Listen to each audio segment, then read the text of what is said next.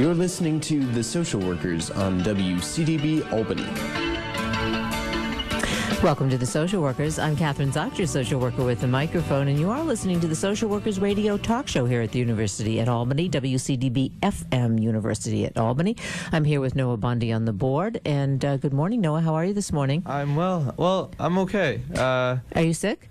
I think I have a little cold. I have a little cold, too. And one thing we don't have in the studio, although I'm always talking about how professional the studio it is, and it is, two things we don't have. We don't have a radio clock, and number two, we don't have a cough button on it, I don't think, or at least I don't have one. I do in my other studio. I have like a mute button, so like if I start coughing or sneezing or wheezing, which one of us may do, you have one. I don't, yeah. So I almost had to sneeze before I got on the air, so everybody's coughing and sneezing and wheezing.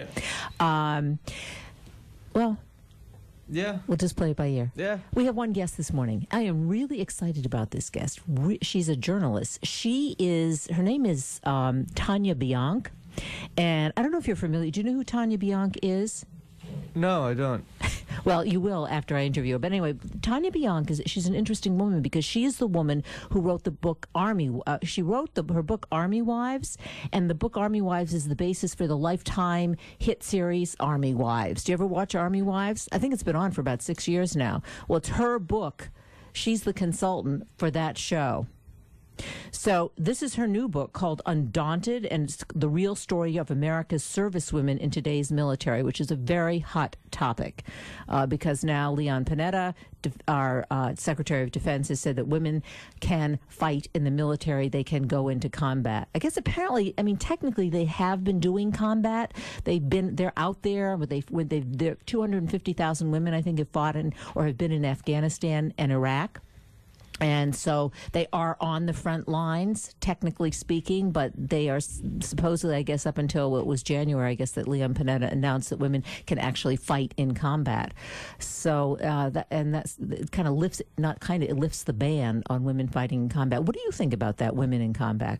I think it's fine.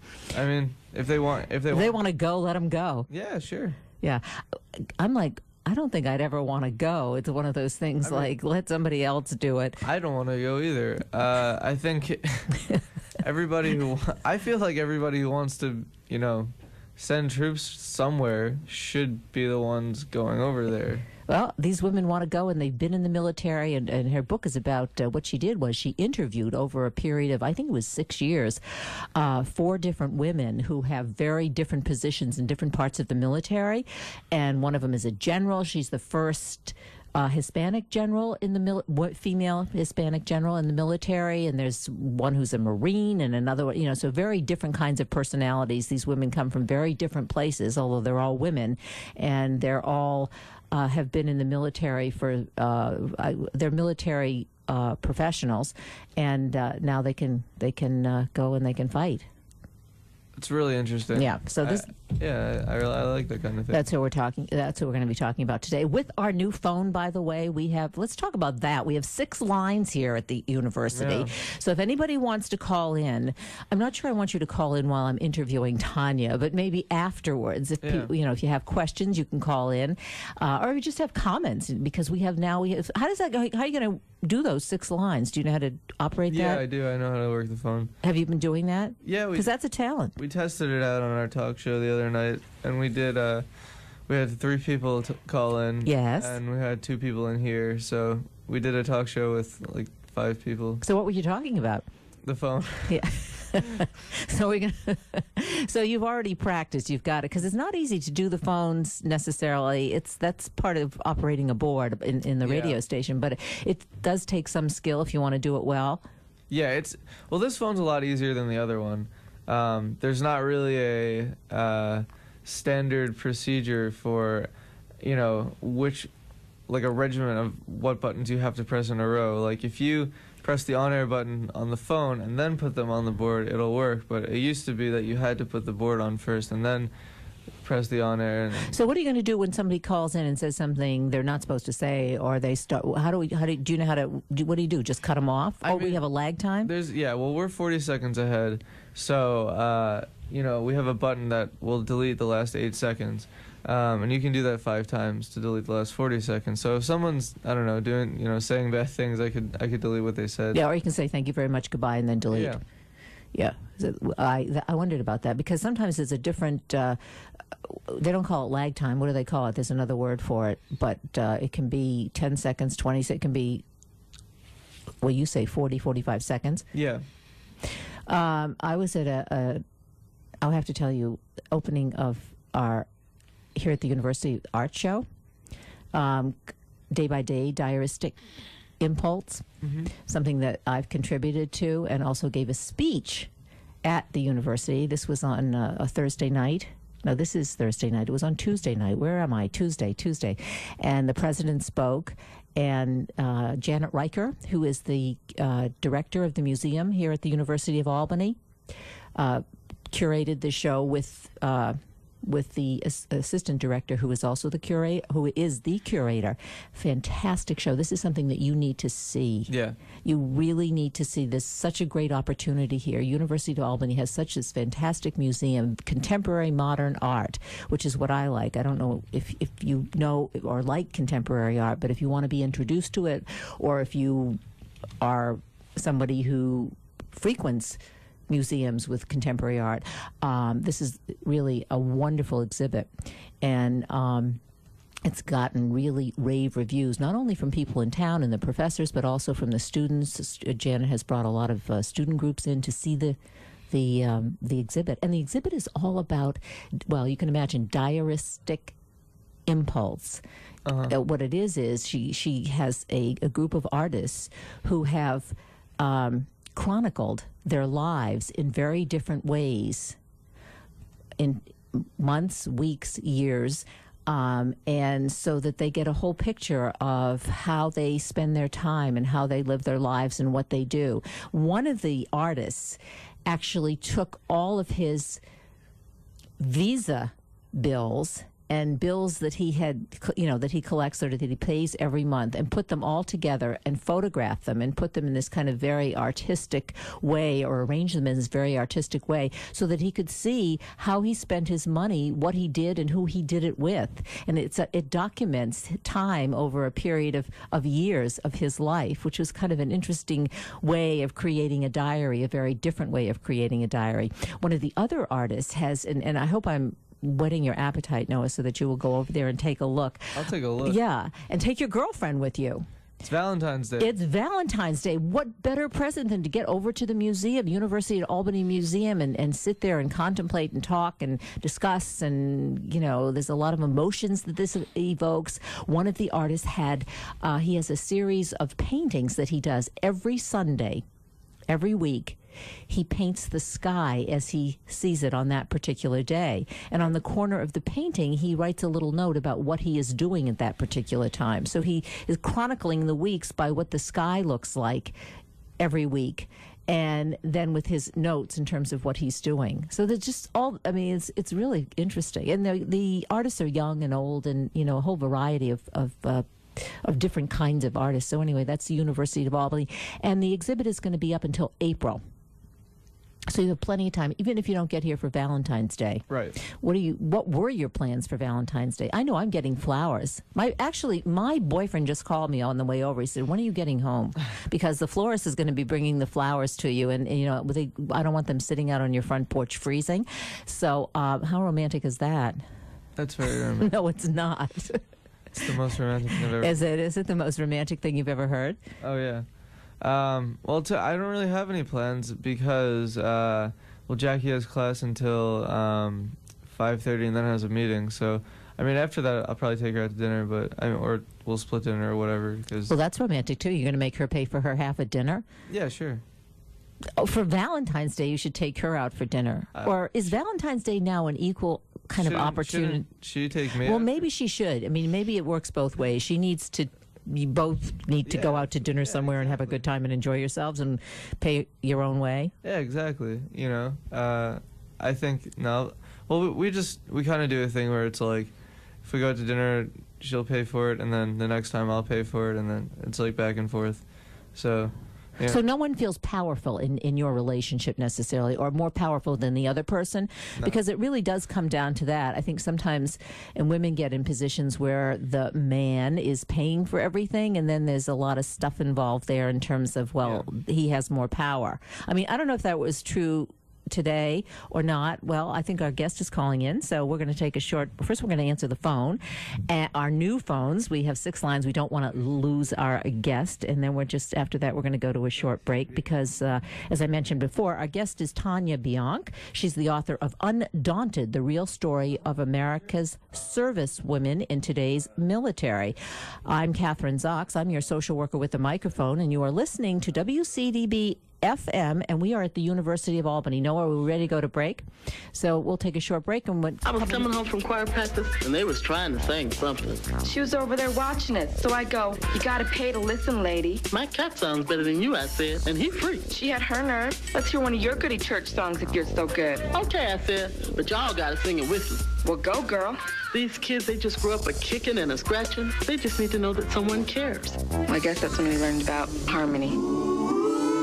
Always Kids, helping you make a difference.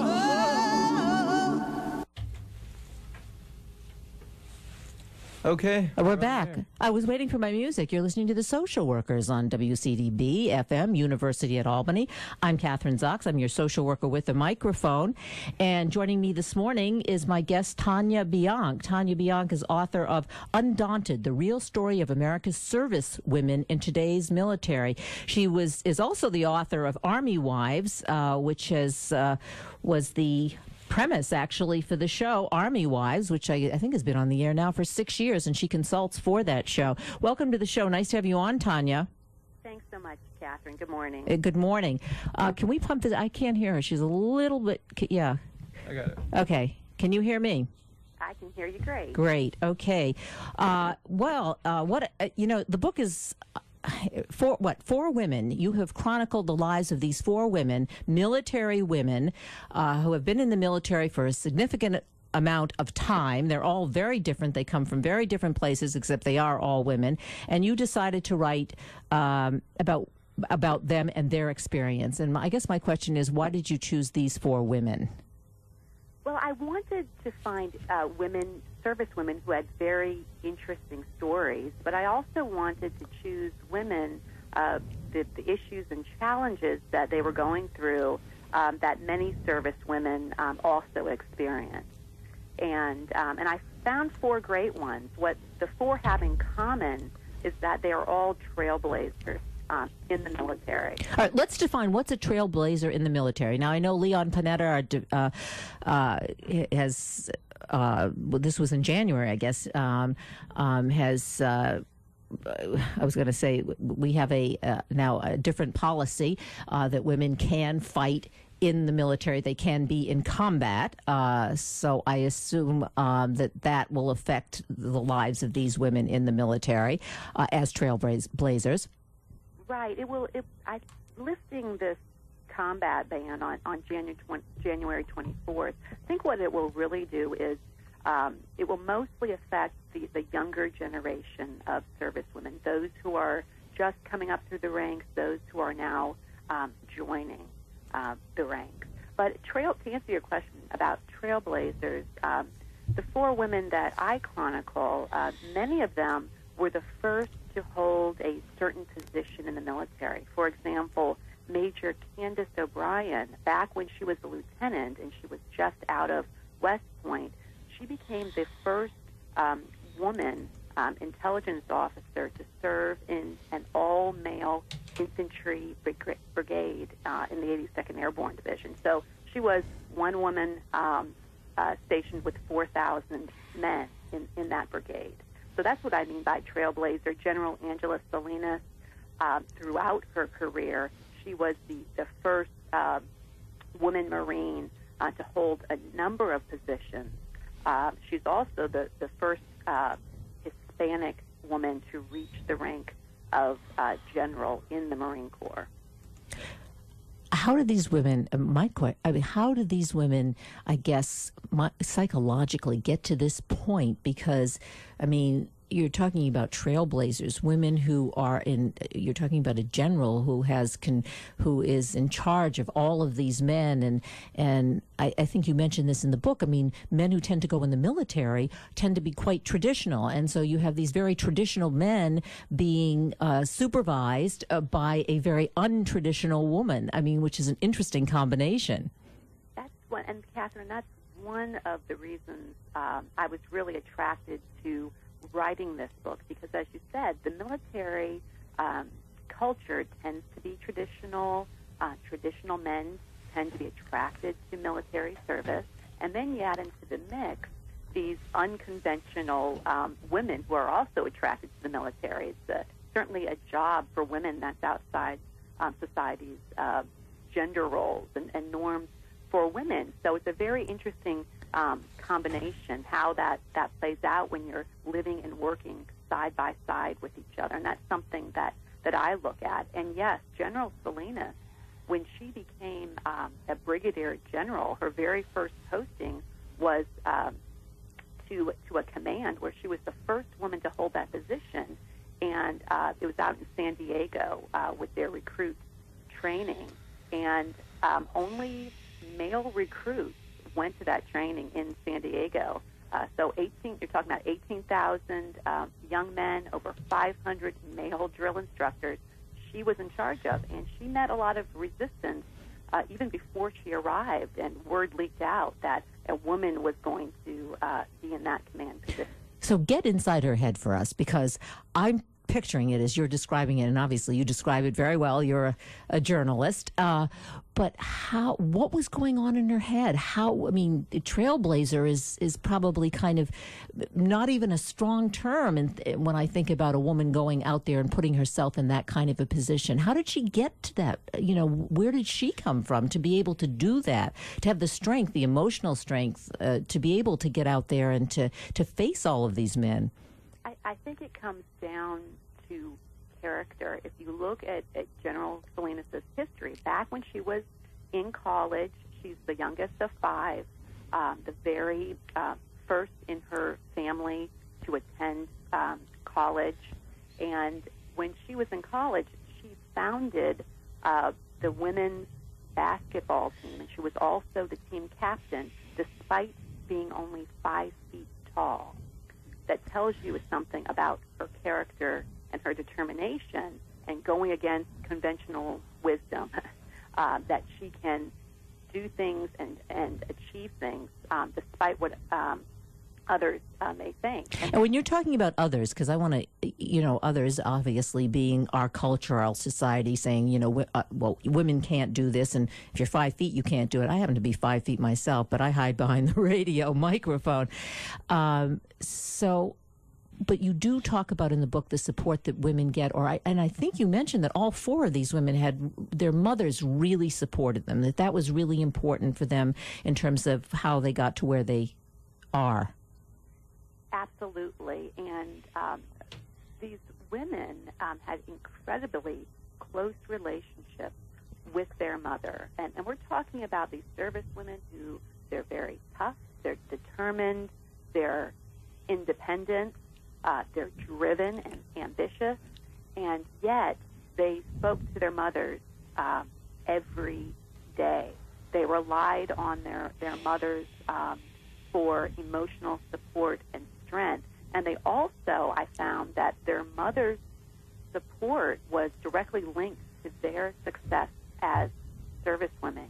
In many cases, especially when children were involved, it was the mothers, who were the grandmothers, who would take the children in for a year at a time. If there was a deployment, they would help their daughters move from one location to another.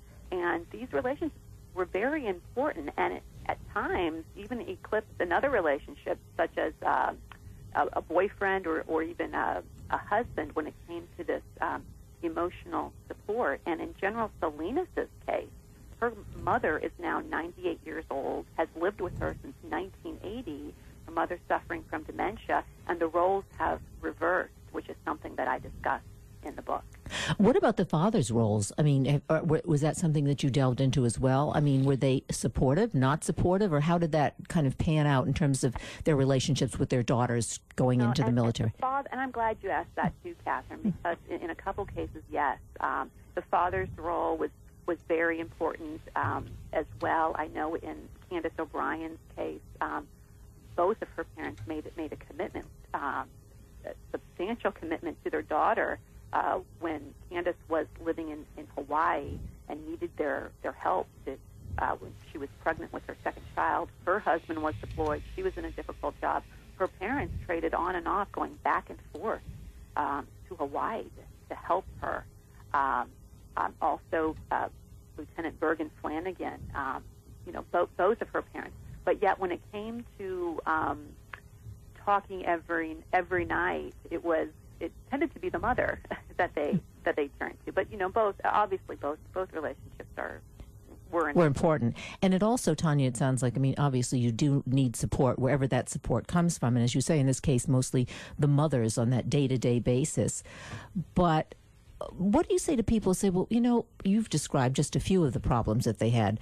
If they have a relationship with a significant other, if they have a husband, if they have children, all of those things come into play. And people will say, then why you're a woman? Why would you want to even subject yourself to this? You don't have to go into the military. Why are you doing this?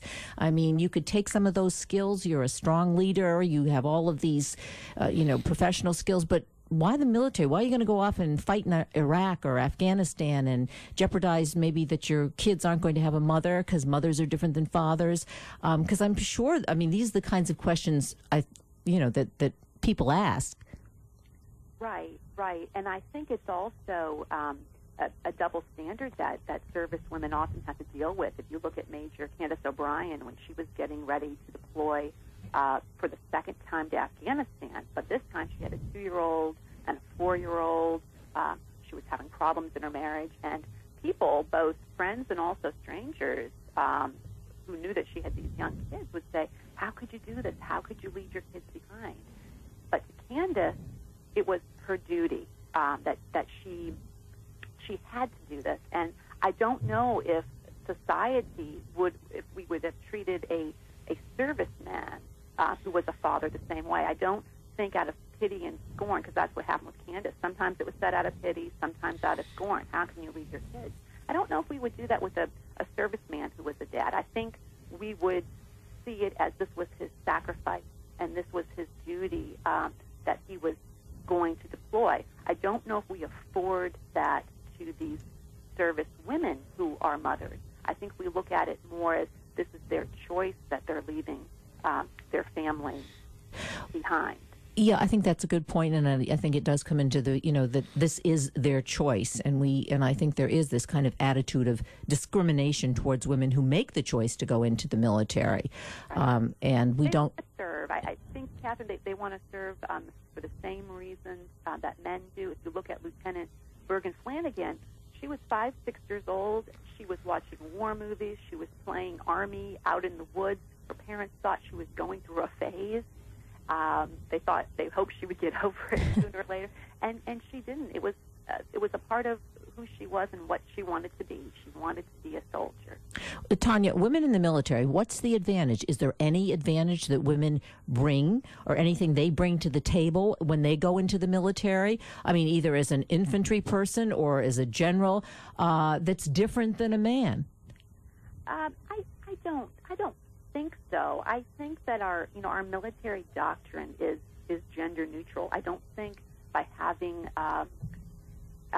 more women in leadership roles, or now they're going to be allowed to join the infantry and the army and the artillery, it's not going to change how we fight our wars because women are there. However, in the last 10 plus years, women have proven that they're an integral part of the military mission. The military couldn't do it without them. They make up almost 15% of the forces. At any given time, they make up 11% of those soldiers and Marines who are deployed. We couldn't do our mission, our military mission, without them, and that is why I believe that Leon Panetta lifted this combat ban. Well, we've had women in the military, as I understand it, since the Revolutionary War? That's right. Yes. Since the beginning actually since the beginning of the United States, right? So it's really nothing new. It's just how we're integrating them into the military as equals. That's right. Yes, absolutely. And lifting this ban is really a historic moment for the military, because this truly now puts women on equal footing with men. Yeah. Tanya, in the book, one of the, and I forgot, was it the major who actually had to have her leg amputated because she was... Yes,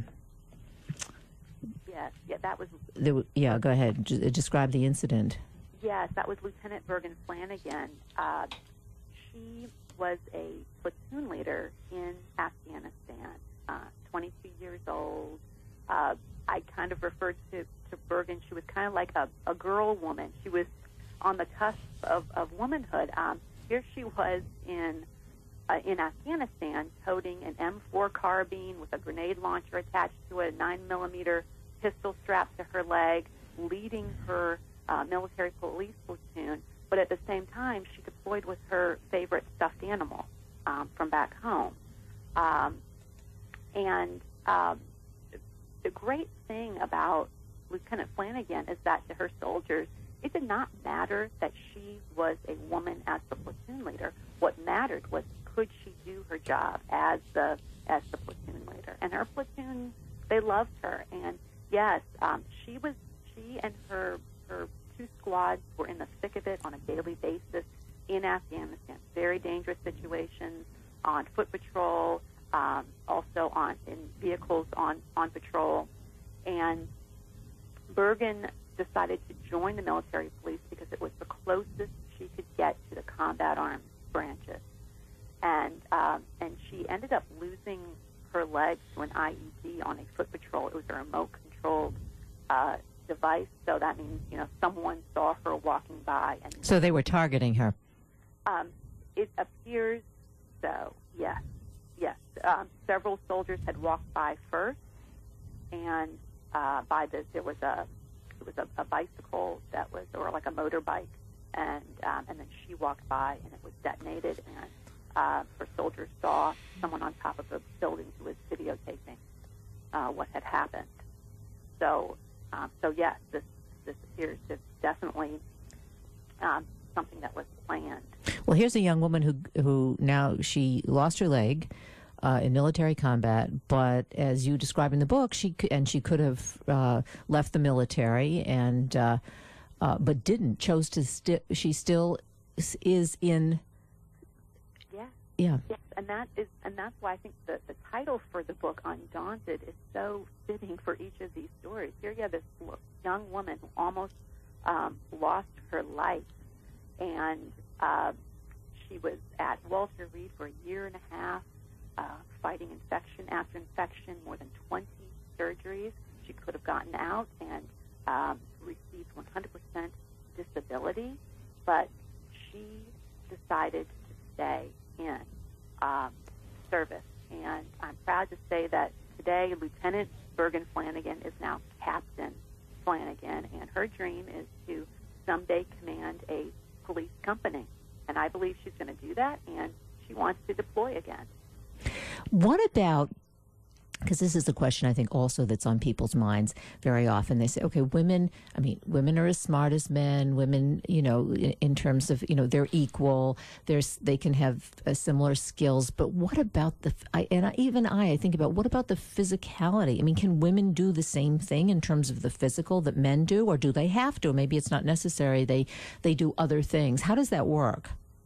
Well, that has been one of the reasons behind keeping women out of the combat arms branches. But what the Department of Defense is looking at is gender-neutral standards. How much strength and endurance is actually needed to do a specific job. In the end, Kathryn, if man or woman, if they can meet the qualifications of the job, they should be able to serve. The reality is, yes, many women will not be able to do the job of an infantryman, but guess what? Some will be able to do that, and some will want to do A lot of men can't do the job of an infantryman because they have to carry 100 pounds of weight on their back through the mountains of Afghanistan. It's a very difficult job, a difficult life. But guess what? 75% of young people are not fit for military service. Those who want to enlist are turned away because they're obese, they're poorly educated, they've got criminal records, other medical issues. So many in that 75% are young men. So what will be interesting to me with these new standards will be how many young men can meet that new standard instead of just automatically being let into the infantry because of their gender. So it's gender neutral standards. That's what we're talking about. Yeah. Yes, and really it's going to be, can you throw a grenade 15 meters? If you can't, you're going to be disqualified because you're going to get yourself and your teammates killed. Yeah. So what you're really saying is there are a lot of reasons why one may not be able to meet those standards. It's not necessarily because you're a woman and you may be smaller or you may be, than a man, but there could be a lot of other reasons. You drink too much, you're not bright enough, you're obese. So there's a whole myriad, I guess, of factors that come into play, right, for men and for women. Absolutely. And they're also going to look at intellectual standards too. Yeah, it's not just going to be physical strength that's needed. Now let's talk about harassment, because let's face it, when you get women in the military, and we kind of talked about this in the beginning, you have men who are traditional and with, I think some of those traditional beliefs, some of the stuff that comes up with that may be looking at women as second-class citizens, as sexual objects. Well, how do, because I think that's something that would have to be dealt with, because we can be specific, how did these women handle it, or just in general, how do women handle those kinds of issues, or how does the military handle it? I think we're looking now at, when you look at the infantry, the armor, the artillery branches, up to this point, it's been an all-male culture. Everybody else in the military, in the support branches, they've been fully integrated, men and women working side by side. Without issue. However, with the all-male combat arms branches, it is going to be an adjustment, and it's going to take the leaders in those units to set the example, to set the standard, and to say what will be tolerated and what will not be tolerated. We have a professional army, military, and so it's really going to be up to the leadership to implement the changes.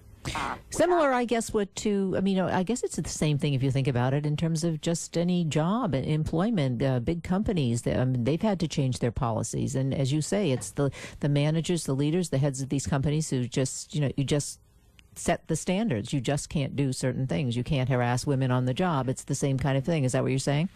Yes, but the military is different because you're talking about living in very close quarters.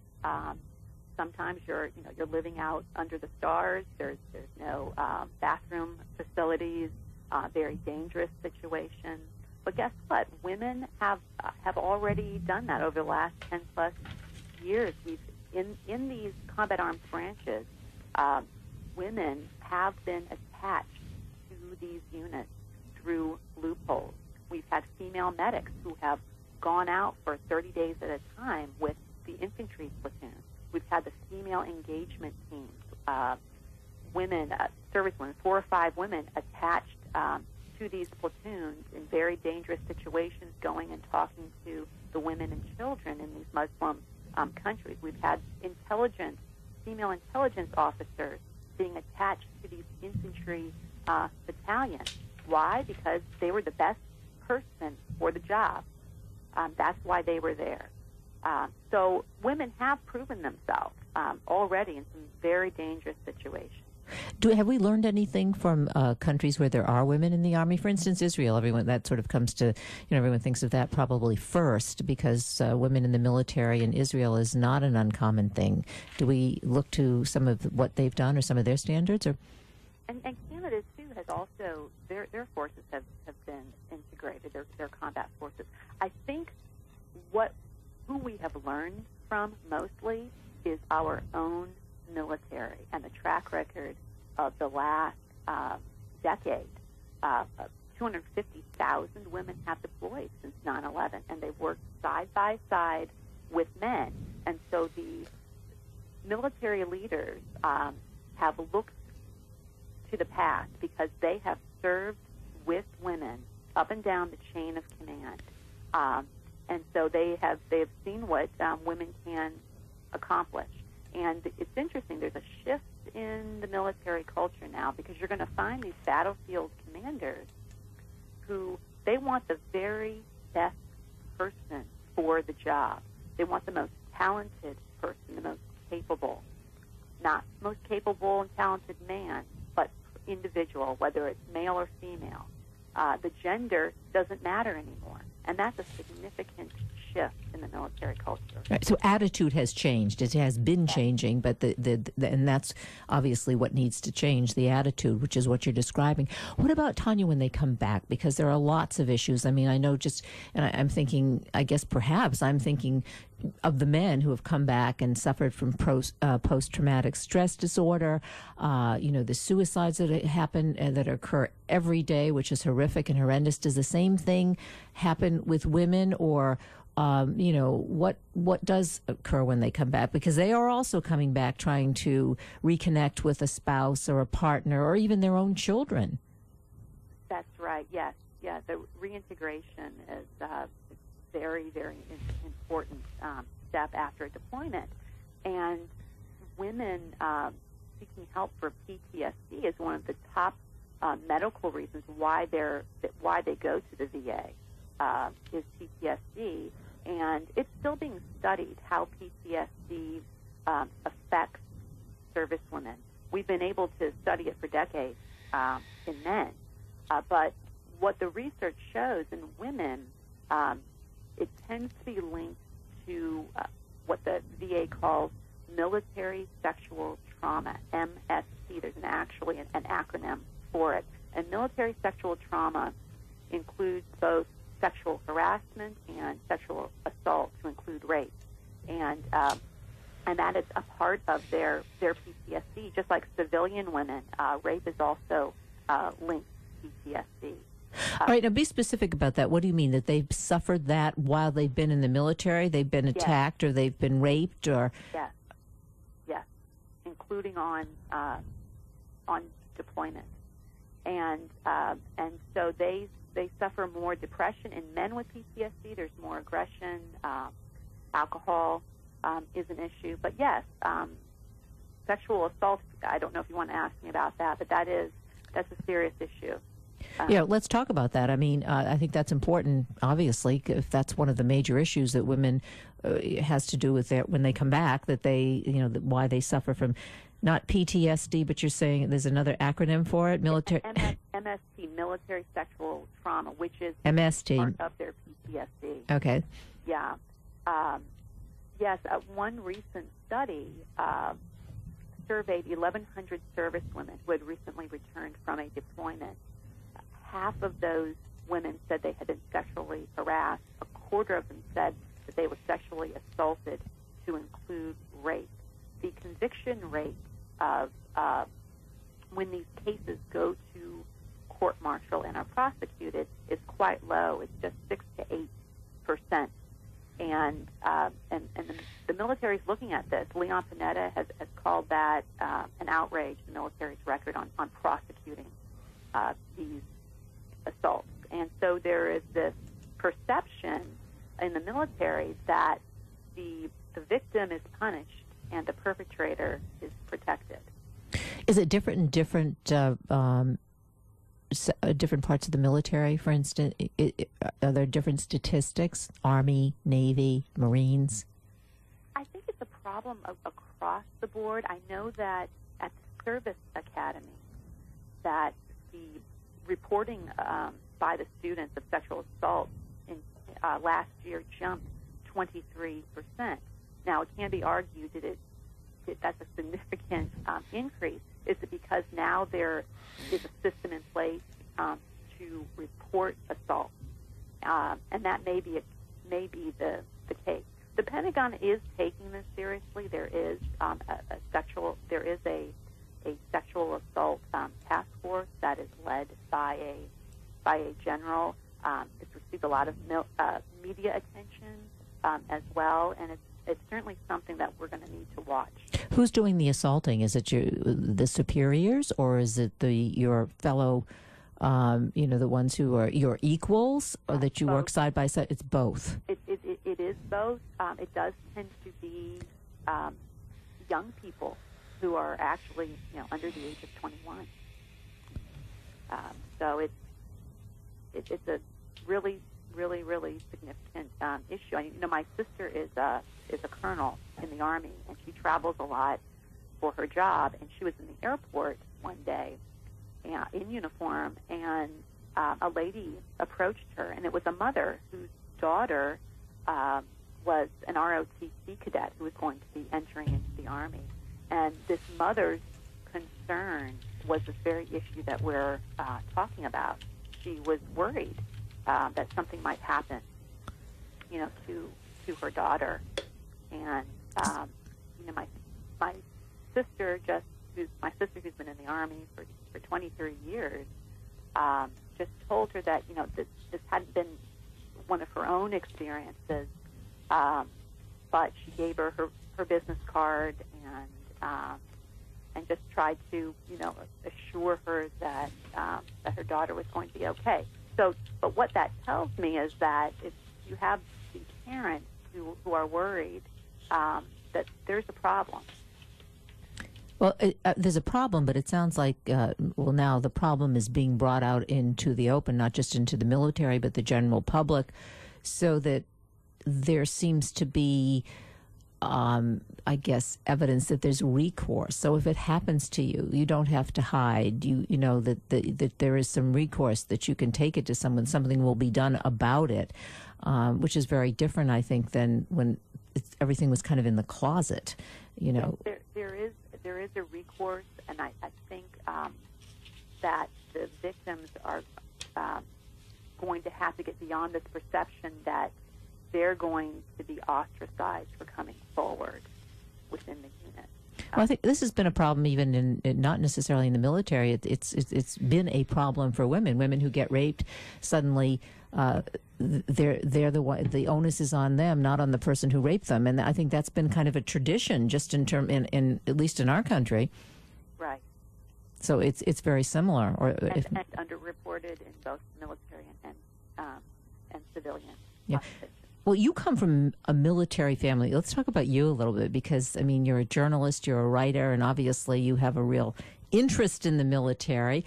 But it comes from somewhere. Your father, your husband, your sister, all are military people. Yes, my brother-in-law, too. My sister's husband's also in the Army. So, yes, my dad served in the military for 30 years. And so I grew up in the Army.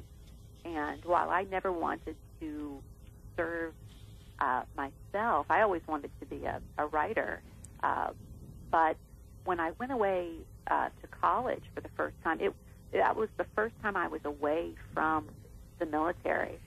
And I realized at that point, being away from it, how much it meant to me. And so I feel very fortunate that I've been able to combine my two interests, which are writing and the military.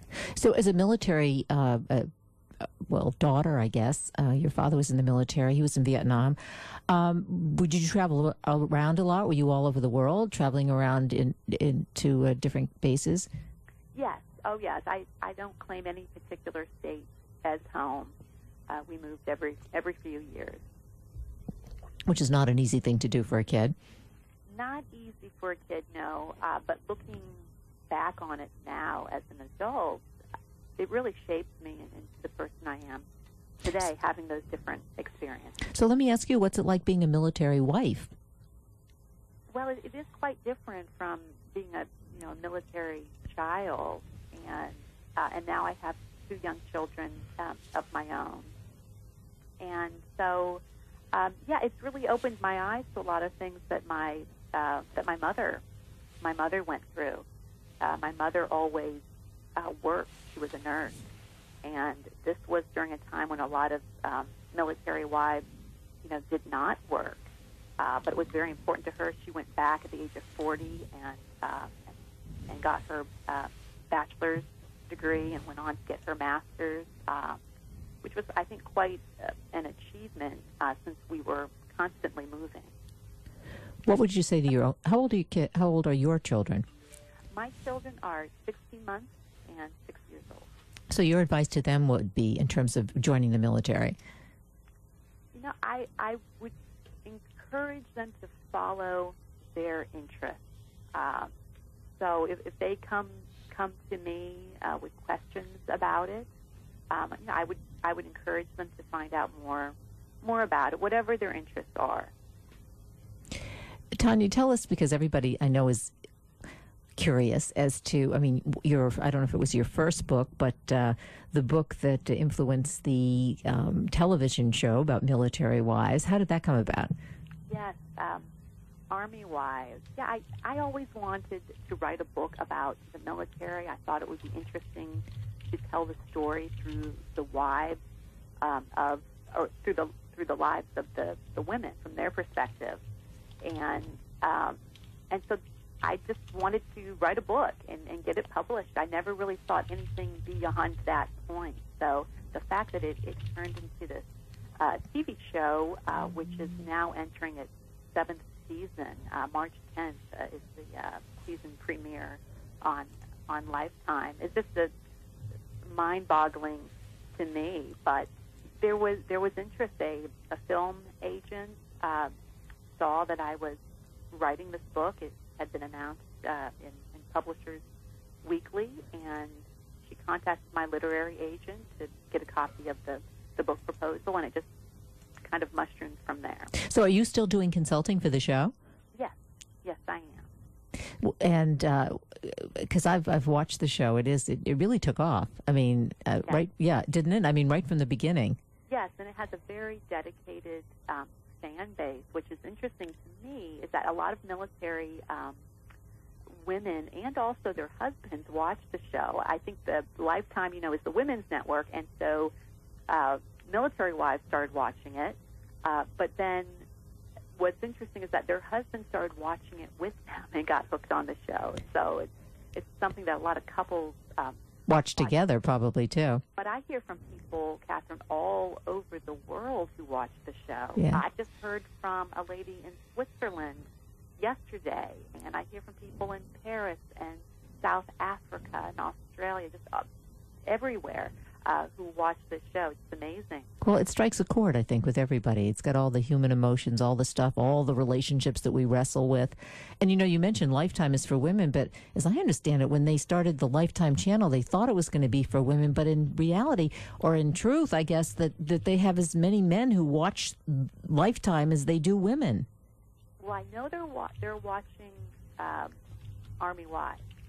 I know the men are, because I hear from them too, and they tell me what the show means for them and also for their wives. So what are the issues? The issues, I guess, are always evolving, new issues that come up, and what, it's been 6 years, you said, or 7 years since the show started? Yes. Yeah. Yeah, it's entering its 7th season. Yeah. Well, I think the underlying theme of the show is really about love, and because these women married these soldiers out of love. They're making sacrifices out of love. You can also look at it as, love of country. That's why a lot of people serve. And I think if you have love, you can get through a lot of very, very difficult situations.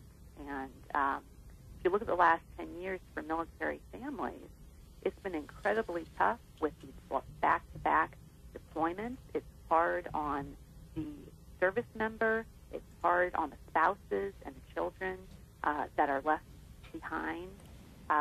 It's really, really hard. So you need something to help you through all of that, and I think it's love.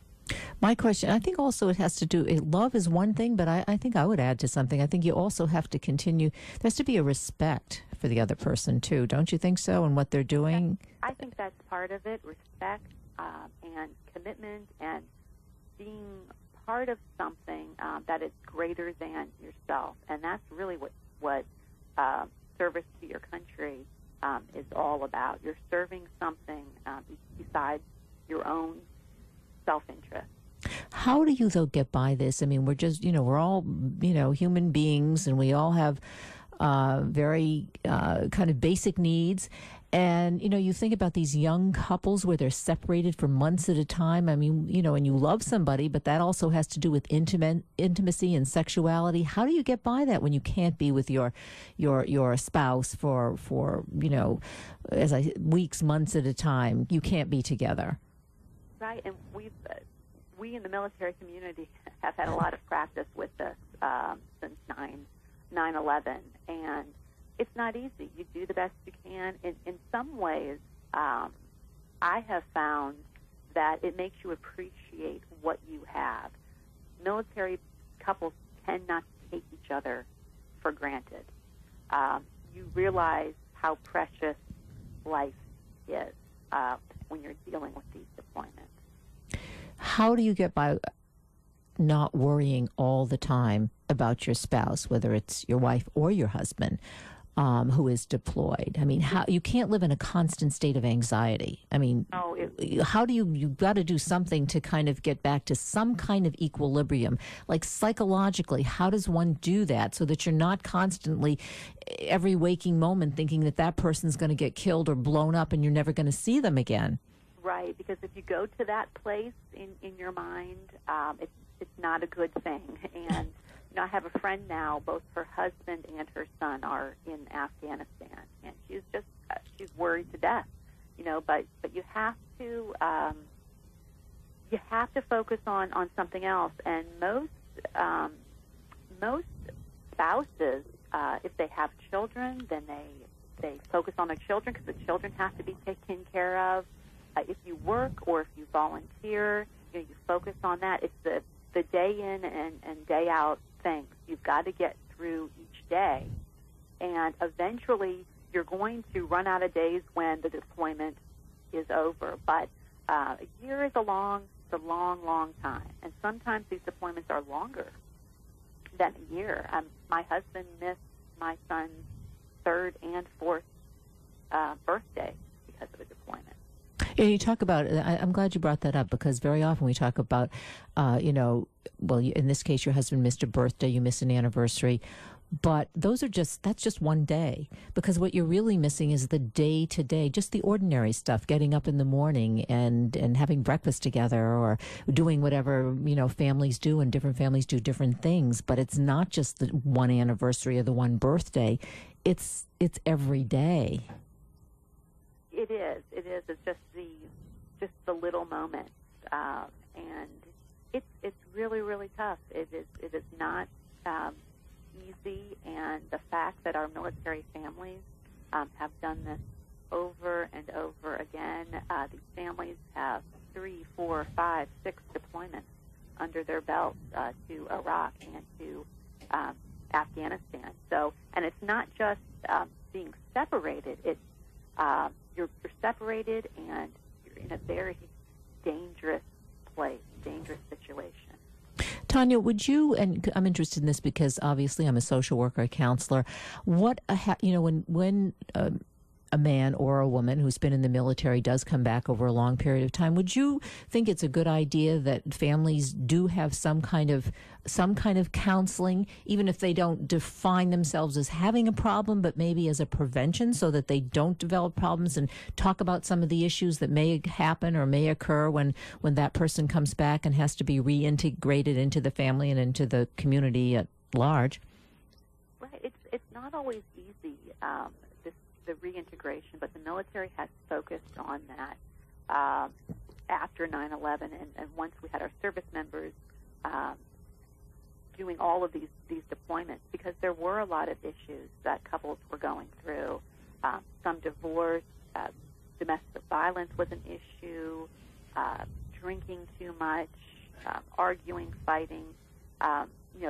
The honeymoon was over within a few days, and it all came down to really expectations. The spouse who was left behind had certain expectations. Let's say she wanted to have a big welcome home party for her husband, or she wanted, for his first night back, she wanted to have a romantic dinner, and her husband had a very different expectation of he was really tired and wanted and fell asleep in a chair as she was getting dinner ready, or he wasn't very appreciative of having this big welcome home party with all these relatives and friends there, and the wife ended up getting hurt because she did this out of love for her husband. So it came down to really understanding what the other person in the relationship was going through. And to the military's credit, the spouses are given classes on that, and also the soldiers who are deployed, they're also briefed before they come back on these very same issues about expectations. Yeah, realistic expectations. Yes, realistic expectations. And I think another issue, and we have a couple minutes left, but I think another big issue is whoever remains at home and becomes the head of the household, takes care of the family, and then you have the spouse coming home after 6 months, a year, whatever it is, and they can't resume their place in terms of maybe an equal partnership in taking care of the children. That's another expectation I think that probably is a real difficult issue when, yeah. That is a huge issue. Because yes, the spouse left back home, she has had to be both the mother and the father, the bill payer, the lawn mower. I mean, everything she has had to do. And what happens is